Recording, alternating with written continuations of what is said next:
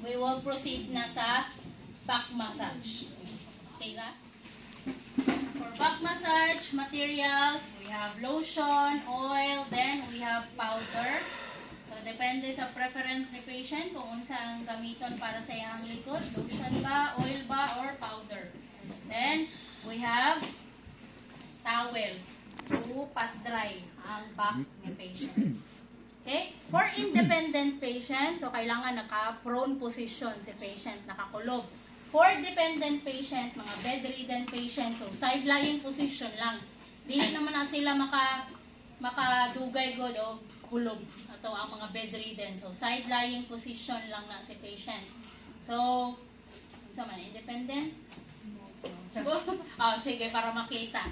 So, pag independent, so again, independent, we will kaning implement man kanang independency sa atong patient. So, instruct na to, ma'am, good morning, since mag-back massage ta, so, kung sa man yung prefer na gamiton, lotion, oil, or powder? Oil. Okay, ma'am, noted. Then, okay lang ba, ma'am, na mag-hulog ka or mag-prone position ka? Sige.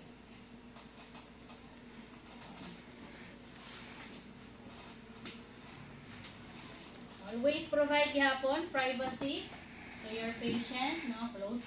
Closing curtains, draping patient.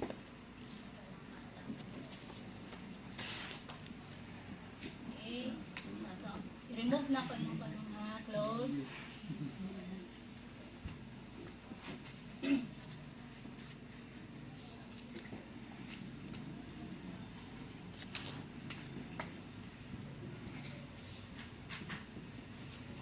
We have 5 types of back massage. We have effleurage, petrissage, we have friction, we have tapotement. So we have effleurage, petrissage, friction, tapotement, rollement.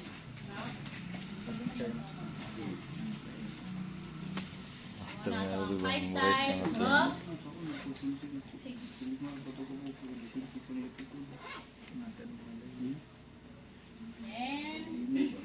Pagkabalong pasyente. Towel. Okay, lower na ko yung mga slide na po. Then, towel. Yeah, sa likod. So, again, naka-wash hands na ta, no? Not necessary man na maka-gloves ta kay maka-add tag friction sa body ni patient. No? As long as nag-wash tag hands then, oil ang prefer ni patient. So, ibutang na to sa ato ang palm. No, dili gapon put it directly kay namagoy instances pag prolong ang standing sa to ang kaning materials or kani ato ang mga gamit, like for example ato ang kaning oil, ato ang lotion, bugnaw siya. So pag mag-direct siya, so mabugnawan si patient. No, para ma-warm ang iyang solution, so ang oil, so i-rub na to sa to ang kamot. No? Make it warm, then we will start with effleurage. So, sa effleurage, ang iyang stroke will be buttocks, na from center, kaning center, ganing niya, kaning spinal cord. So, center ta mag-start, from buttocks up to shoulder, then big circular motion siya. Na. Then, gikan diri or padulong sa iyahang side, sa iyahang body, or sa iyang side, sa iyahang back. So, repeat gapon ang process. Center, going out. So, from buttocks up to shoulder, then side of the back, then balik buttocks to shoulder na. So, once done, so we will proceed sa kaning, isa to? Petrissage. So, ang petrissage is in. So, pag kneading or pinching, large pinch, so, gikan ta sa iyahang shoulder, going to buttocks. Na. Pinch, pinch, pinch up to buttocks, then shoulder again, up to buttocks, then again, no? Until ma-cover na to ang whole back ni patient, ma-massage na to ang iyahang whole back. Then after that is kanya to ang friction. So ang friction is using our thumb, no? So ano siya, circular motion pero kaning small circular motion. So gikan ta sa buttocks ni patient, so sa center gyapon ta mag-start, na always man jud ta sa center mag-start. So from buttocks, small circular motion going to shoulder. Na. Wala siya time, ma'am. Wala. Count ma'am, wala po na specific counting pila ka. Wala po. Oh. Basta malukop na to ang back ni patient og massage. Then, again, mother na po. Circular motion. Dili na to iapil og massage ang iyahang spinal cord. Dili lang ta sa kilid. Okay, basta makuan magud nato, ma-push harder, so makaproblema noon ang iyang spinal cord. Then last, dili sa iyang side.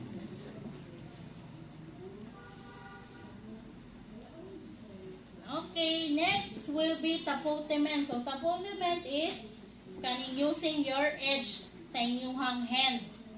No? So, ang tapotement, mag-start siya sa shoulder. So, shoulder, then, going down to buttocks. So, depende po na sa preference ni patient kung gusto siya hard or soft lang. Mostly elderly, so soft lang jud na, no? Fragile na po na to ang elderly. Okay? So, we're done with tapotement. Then, last will be katong ato ang proliment. So, sa proliment, using our fingertip, so from the center of the buttocks, then going up to shoulder.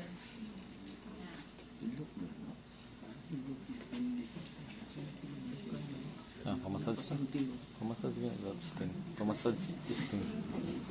So, we're done with our back massage. So, pat dry, no, to remove excess oil. Then, apply powder. Kung dili allergy atong patient, mag-apply ta og powder. Again, depende na sa preference ni patient. Purpose man gud nga mag-apply tag powder para mag-close ang pore ni patient. No? So, kung dili siya allergy, so pwede ta makagamit sa iyahang powder. Ayan. Powder, apply, then, para at least mag-close ang pores ni patient.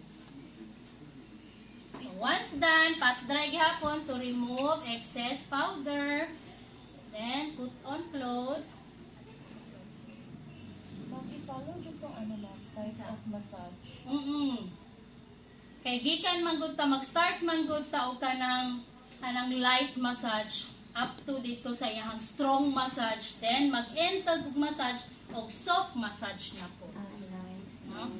So nang follow jud nato ang step by step na massage niya, 5 type of massage.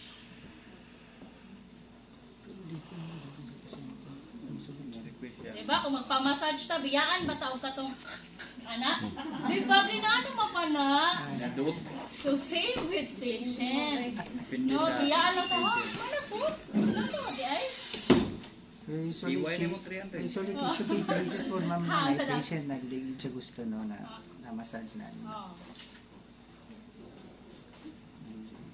Itong proseso niyo mo, ma'am, nga soft, hard, soft. Pero ng patient, ma'am, nga puro soft lang, okay lang po. Oo, pwede na po. Katuro tayo pro-raj, katuro tayo ang kuan. Proliment, apply. Ito lang. So what if, Isa ma'am, yan ang hard. what if na may patient na hindi kayo ka istorya? Dili siya ka-istorya? No, sorry. So, depende man ang sa iyahang kuan food order. For us. Dito na to nabasahon sa iyahang profile. Okay. Si patient, naka-schedule of back massage. Back massage na. Sa documentation. Sa documentation yun. Okay? Then again, natay guidelines to follow before ta mag-back massage ato ang patient, no? Dili ta mag-back massage kay patient kung naatay makita ng mga redness, no? And then kung naa siya possible for back injury, back surgery, dili ta maka-back massage ato ang patient. So again, i-assess nato, ay ma'am, naka-schedule ka karon for back massage pero naman kay redness, so i-stop lang nato ang procedure. Paano Okay. kung mag-insist siya, ma'am? Ha? Paano kung mag-insist siya? Mag-insist, i-ano man na nato, i-report. Ma'am, gusto jud ni patient, ma'am, na ikuan, pero naa siya redness man good. Report, So, sila na. maka-decide kay dili man ta pwede gud mag-diretso og back massage kung natay mga unusualities na na-observe kay ngano maka-add man siya og injury sa atong patient good. No? So para dili ma-alter ang health ni patient, so better report jud na nato always kung naay mga unusualities. Then mag-insist siya na dili okay ra gusto jud ko magpa-back massage. No? So we're done sa independent, no? Or dependent. Sige balik na kasi mga supine position. Independent to Jones. Kanin sa dependent. So para sa dependent patient, side lying position nato si patient. So again, Mas kayo, lucid naka-cross kayo, ang arm, Pagkas mong cross ang leg. Then side lying position, support the buttocks, then the shoulder. Then with towel ihapon.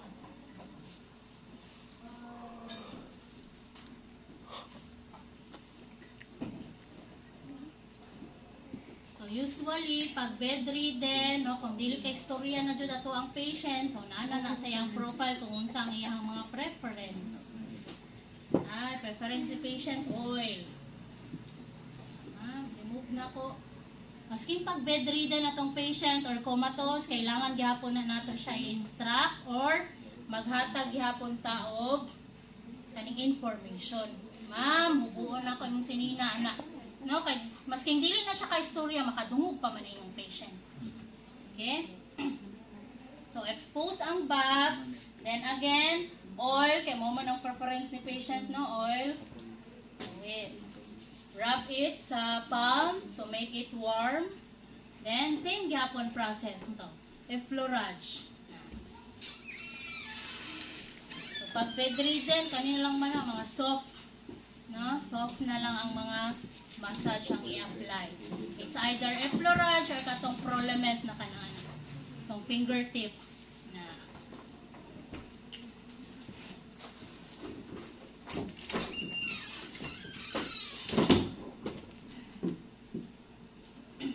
Once done, so pat dry lang na to.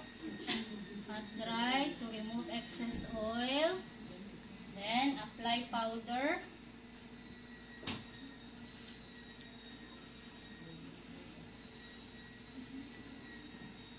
Then pat dry again.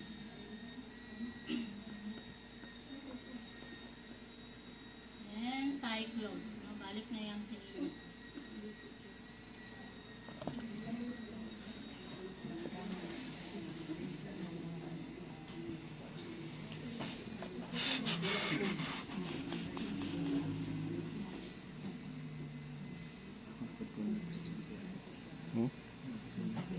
Ito lang. Ay, laman na matuhulog na po. Ha? Slide na po. Kuan lang ta, independent. Independent patient lang ato ang Nagdum sayang ganyan. towel. Sayang slide. Lingi lang wag kamay ano na day. Okay, again, so purpose nga natagaan nato og back massage sa tong patient is to promote relaxation and then to facilitate blood circulation. Ito ang bedridden na patient. Okay? We're done. So again, don't forget to document the procedure, Sayo the na po. time, then the unusualities na nato ang na-observe sa back ni patient. Okay? So, we're done with back massage. Then, we will proceed na sa feeding. Thank you, ma'am.